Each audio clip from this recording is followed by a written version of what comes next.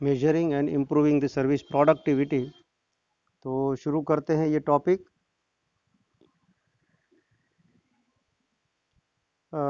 Defining and measuring service productivity. A firm need to ensure that it can deliver a quality experience more efficiently to improve its long term profitability। मित्रों, ये बात तो तय है कि आज के ज़माने में कोई भी ऐसी कंपनी या फर्म नहीं है जो प्रॉफिट कमाना नहीं चाहती हो। तो ये प्रॉफिट अगर सर्विस इंडस्ट्री में खास करके अगर आपको कमाना है तो ये बात का ध्यान रखना चाहिएगा कि आपकी जो सर्विस है वो आप कितनी अच्छे से इफ़ेक्टिवली प्रोड्यूस कर रहे हो। वैसे देखा जाए तो सर्विस, जैसा कि हमने आगे देखा कि सर्विस दिखता नहीं है और ना ही हम उसको अच्छे से यार बहुत ही इफ़ेक्टिवली मेजर भी कर सकते। खैर कुछ तरीके तो है, लेकिन उसके बावजूद उसको मेजर कर पाना मुश्किल है। तो यहाँ देखते हैं कि प्रोडक्टिविटी है वो ऐसे हम इम्प्रूव कैसे कर सकते हैं। डिफाइन, यानी कि पहले तो देख लेते हैं कि प्रोडक्टिविटी इन सर्विस होता क्या है। Productivity measures is the amount of output produce relative to the amount of inputs. आप जितनी भी कोशिश करते हैं या जितना आप एफर्ट्स डालते हैं उसके मुकाबले आपको कितना अच्छे से सर्विस मिल पाता है या आप कितना आउटपुट दे सकते हैं, कितना सेटिस्फैक्शन दे सकते हैं, तो इसको बोलते हैं productivity in the service. Improvement in the productivity means an improvement in the ratio of outputs to input. Improvement in the productivity means an improvement in the ratio of output to input।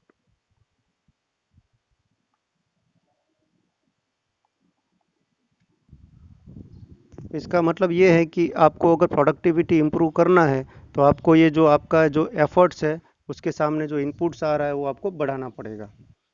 Improvement in the productivity requires an increase in the ratio of output to input. अब वो दो तरीके से हो सकता है। क्या कर सकते हैं हम लोग, या तो हम अपने जो खर्चे हैं उसको कट कर सकते हैं, यानी कि cutting the resources required to create a given volume of output. या तो एक काम कर सकते हैं, इंक्रीज करिए, आप क्या इंक्रीज करिए, आउटपुट इंक्रीज करिए by obtain from a given level of input. जैसा कि मैंने आपको बताया कि सर्विस को मेजर कर पाना बहुत ही मुश्किल काम है क्योंकि वो इंटेंजिबल होता है। Intangible in nature of many service elements makes it very much hard or difficult to measure productivity of service firms, or especially in case where it is the information based services. Difficult in most service because both inputs and outputs are very much hard to define. Relatively, it is simpler in the processing services as compare to the information and people processing services. यहाँ पर possession processing जो है उसकी बात कही है, तो compare to ये बहुत ही सिंपल हो जाता है। इन पीपल प्रोसेसिंग सर्विस कैसी होती है? पीपल प्रोसेसिंग सर्विसेज यानी कि जो कोई व्यक्ति है या तो जो आपका कस्टमर है उसको ही आपको ट्रीटमेंट देना है, उसको बोलते हैं पीपल प्रोसेसिंग सर्विसेज। यानी कि आखिरकार में जो एक लोग है वही बिल्कुल ही इन्वॉल्व होता है ज़्यादा तरीके से, तो ये पीपल प्रोसेसिंग सर्विसेज है। Number of patient treated in a year, average bed occupancy etcetera, ये दो चीज़ें हैं। Consideration of different variables like difference in the patients, difference in outcomes etcetera. Efficiency अगर हम देखें तो efficiency which involves the comparison of the actual performance with the standard one, usually time based. For example, how long an employee takes to perform specific task. Problems focus on outputs rather than outcomes। यहाँ पर आप देखिए कि जो आपके employ है, जो service का स्टाफ है, वो बहुत ही कोशिश कर रहा है, अच्छे से परफॉर्म कर रहा है। कोशिश ये होती है कि वो कम से कम समय में ज़्यादा से ज़्यादा लोगों को वो सर्विस दे सके, तो ये बोलते हैं एफिशिएंसी। और यूजुअली वो टाइम बेस्ड होता है। कोई मिस्टर एक्स और मिस्टर वाई का एग्जांपल ले, अगर तो आपका employee mister X is taking the 5 minutes to treat one customer and mister Y is taking 7 minutes to treat a customer, then obviously mister X is performing well, यानी कि efficiency of mister X is better than आपका employee जो Y है उससे ज़्यादा अच्छा है। Productivity involves financial valuation of outputs to inputs. Consistent delivery of outcomes desired by the customer should be command higher prices। कहने वाली बात यह है कि आपके जो कस्टमर्स है उनको अगर वो सेटिस्फाइड हो रहा है वो भी ध्यान में रखना है, ऐसा नहीं कि जल्दबाजी में आप अपना काम खराब कर लें।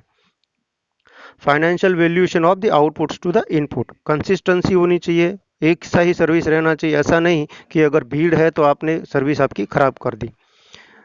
इफेक्टिवनेस की अगर बात करें, degree of which the firm meets the goals can not Divers productivity from the quality and customer satisfaction. आपको इफेक्टिवली सर्विस देना है, productivity from the quality and customer satisfaction. Traditional measures जो हुआ करते थे, तो ट्रेडिशनल मेजर्स क्या होते थे of the service output tend to ignore the variations in the quality और वैल्यू ऑफ द सर्विसेज। जहाँ पर अक्सर ये देखा जाता था कि आपको सर्विस की क्वालिटी जो है वो ना ही ध्यान में देते हुए आपको कम से कम आपका काम कर लेना है, तो ये ट्रेडिशनल व्यू हुआ करता था। It focus on the outputs rather than outcomes. आपने क्या आउटकम दिया है उससे तो आपको देखना है कि आपका आउटपुट्स क्या दिया, आपने कितने कस्टमर्स को ट्रीटमेंट दी, यही देखा जाता था। क्वालिटी नज़र में कम लिया जाता था।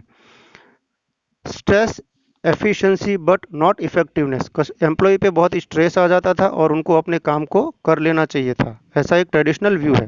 Firms that consistently deliver the outcomes desired by the customers can command higher prices, loyal customers are more profitable. जो आपके कस्टमर्स लॉयल होंगे that will definitely give you the profit, और आपका प्रोडक्टिविटी जो है वो अच्छा हो रहा है, इसका मतलब ये है। Measures which customers are denominator includes profitability by customer, capital employed by per customer और shareholder equity per customer।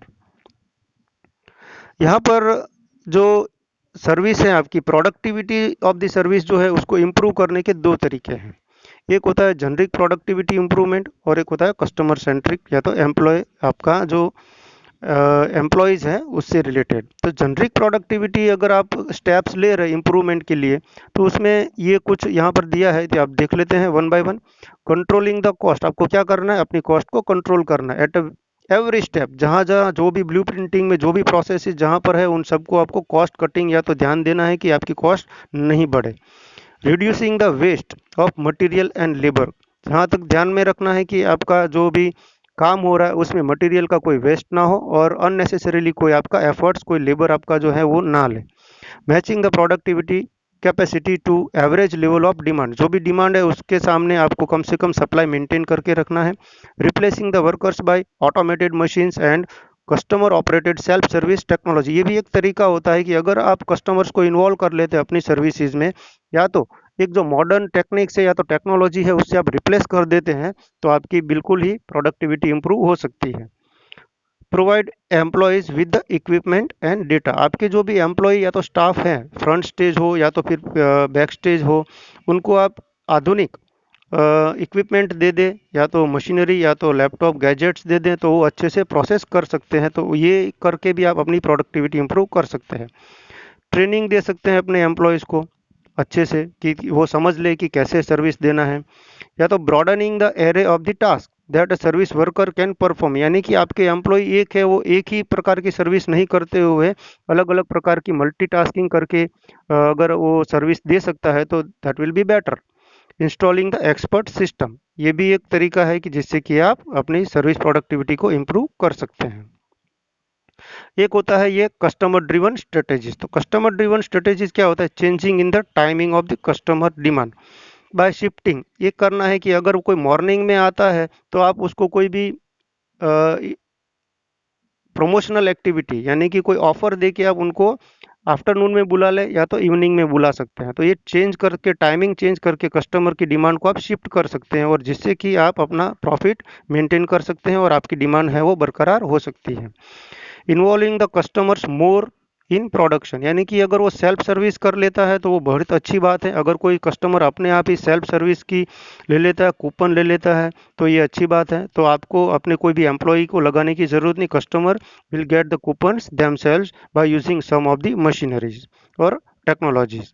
Encourage customers to obtain information and buy from the firm's corporate website. हो सकता है कि अभी बहुत ही ज़्यादा इंक्वायरीज आ रही है, अगर फ़ोन बहुत ज़्यादा बिजी हो रहा है जैसे कि हम जानते हैं, तो एक काम कर सकते हैं, आप कस्टमर्स को एनकरेज कर सकते हैं कि अगर जो कोई ऐसी डिटेल है तो वो अपनी वेबसाइट से ही कलेक्ट कर सकते हैं और सेल्फ सर्विस ले सकते हैं। या तो ask customers to use the third party delegate delivery of supplementary services element to the intermediary organisation. जैसा कि हमने देखा था कि डिस्ट्रीब्यूशन ऑफ द सर्विसेज में आप किसी थर्ड पार्टी को ये काम दे सकते हैं, जिसमें कि सप्लीमेंट्री जो सर्विसेज है उसी का अधिकार आप थर्ड पार्टी को देंगे और बेसिक जो कोर एलिमेंट है वो आप अपने पास ही रखेंगे।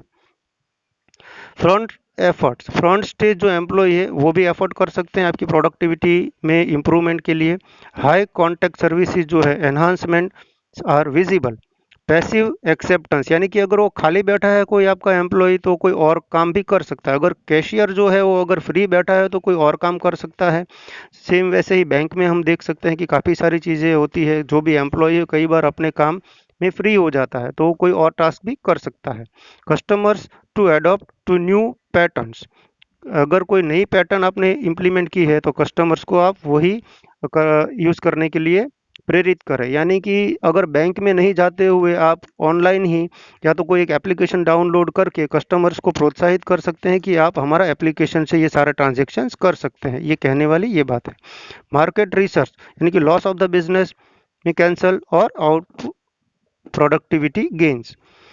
Now here is one more, back stage efforts भी ले सकते हैं to improve the productivity.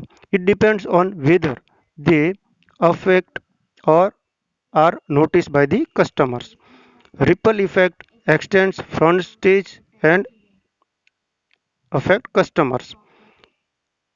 Prepare customers for the changes. जो भी चेंजेस है वो कस्टमर्स रेडी हो जाना चाहिए कि हाँ ठीक है, ये चीज़ तो हमें बदलते ज़माने के साथ हमें भी बदलना पड़ेगा। Promote as a service enhancement, आप ये कह सकते हैं कि अभी नया तरीका आया है तो आपको यही करना है। हाँ, एक बात है कि यहाँ पर कुछ क्वेश्चन है, क्या ध्यान में रखना है। अगर हम प्रोडक्टिविटी बढ़ाने के चक्कर में अगर कुछ चीज़ें भूल जाते हैं तो कहीं ना कहीं ये आपकी उस पर असर करेगा। तो मेरी यहाँ पर ये जो हमने लिखा है, सामने स्लाइड है, देख सकते हैं कि it tends to centre on the efforts eliminate waste and reduce the labour cost.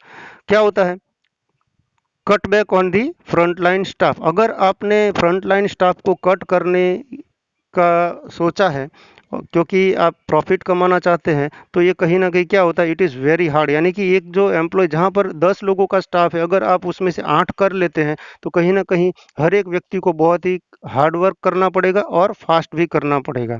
तो ये एक इनका ड्रॉबैक है। Insufficient personnel to serve customers, कहीं ना कहीं आपको इनसफिशिएंसी महसूस हो सकती है।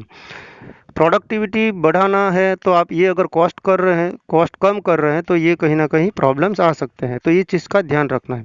स्टाफ में भी एग्जॉस्टेड, यानी कि कहीं ना कहीं ज़्यादा ज़रूरत से ज़्यादा काम करना पड़ सकता है। It makes they may might make mistakes और ट्रीट कस्टमर्स बैडली, तो ये कहीं ना कहीं एडवर्स इफेक्ट पड़ता है। और है मल्टीटास्किंग भी करना पड़ेगा, तो ये भी कहीं ना कहीं it leads to a poor job at each task. इसमें caught between trying to meet customers need and achieve management's productivity goals. मुझे लग रहा है कि ये जो सर्विस प्रोडक्टिविटी है, इनकी जो इम्प्रूवमेंट करने की जो स्ट्रेटेजीज़ हैं वो भी हमने देखी है। तो कहीं ना कहीं ये जो टॉपिक है अभी आपको बिल्कुल समझ में आ गया होगा और आगे मैं भी कुछ टॉपिक अपलोड करता रहूँगा। तो आप मेरी चैनल को सब्सक्राइब कर लें और बेल आइकन दबा दें। लाइक ज़रूर करें, यानी कि मुझे भी पता लगे कि आपको ये पसंद आ रहा है या नहीं। Thank you so much.